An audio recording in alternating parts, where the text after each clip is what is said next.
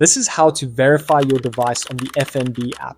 Make sure you watch until the end so you do not miss any steps. If your app layout looks slightly different after an update, the steps are still the same. You may just need to look for the same options. First, open the FNB app and log in to your account. It's important to know that verifying your FNB account and verifying your device are two different things. Account verification confirms who you are, while device verification confirms the phone you are using.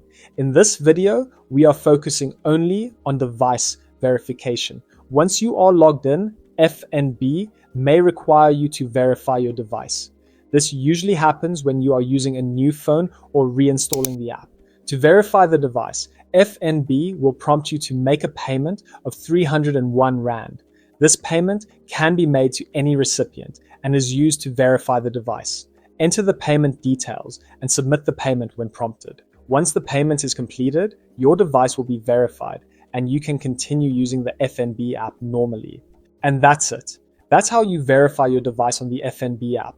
If this helped you, remember to like and subscribe for more easy, step-by-step guides.